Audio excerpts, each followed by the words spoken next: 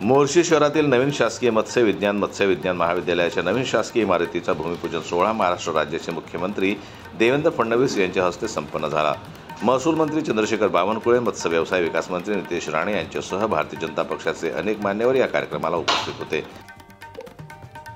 राज्यातलं चौथं आणि पश्चिम विदर्भातलं पहिलं मत्स्य विज्ञान विद्यालय हे मोर्शीमध्ये तयार व्हावं असा प्रयत्न केला आणि आज त्यांच्या जन्मदिनी याचं भूमिपूजन होत आहे, याचा मला विशेष आनंद आहे।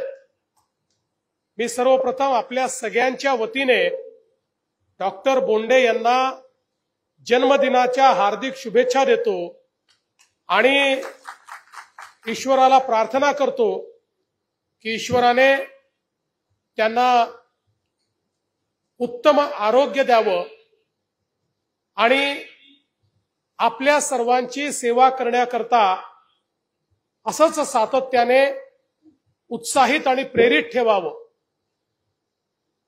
खरं म्हणजे लोक आपलं वय सांगत नाहीत, पण त्यांनी सांगितलं की मी 65 वर्षाचा झालो, पण काळजी करण्याचं कारण नाहीये। बोंडे साहेब, आपल्याकडे 75 वर्षापर्यंत नेता राहता येतं आणि 75 वर्षाच्या आधी तुम्ही कुठल्या पदावर असाल तर ते पद पूर्ण करता येतं, म्हणजे 80व्या वर्षापर्यंत राहता येतं।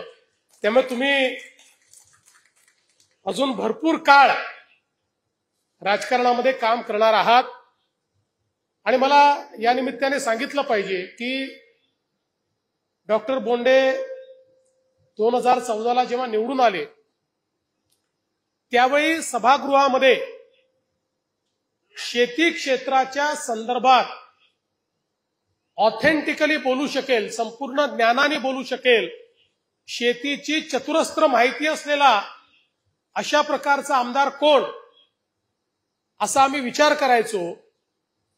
कारण सत्तारूढ पक्षाच्या वतीनं शेती संदर्भातली चर्चा कोण ओपन करू शकतं, शेतीतल्या समस्या काय आहेत आणि सरकार उपाययोजना काय करताय हे संपूर्ण राज्यापर्यंत कोण पोहोचवू शकतं, असा आम्ही विचार करायचो।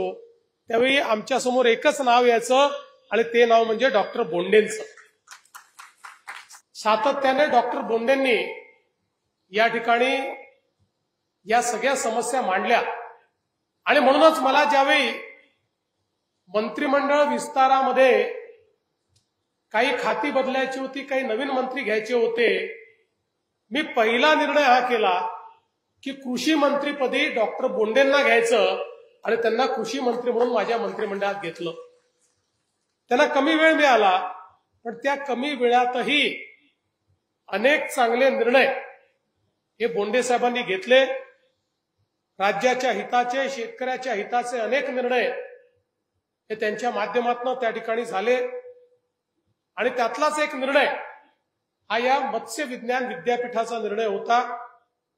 दुर्दैवाने त्यानंतर सरकार गेलं आणि मग आपल्याला माहिती आहे की एक स्थगिती देणारं सरकार आलं। ज्या सरकारने आम्ही केलेल्या सगळ्या कामांना स्थगिती दिली आणि महाराष्ट्रातलं सगळं कामच ठप्प केलं। पुन्हा शिंदे साहेबांच्या नेतृत्वात सरकार आल्यावर आम्ही हे काम पुढे नेलं आणि आता बोंडे साहेबांच्या जन्मदिनी याचं भूमिपूजन होतं, ही खरोखर आनंदाची गोष्ट आहे।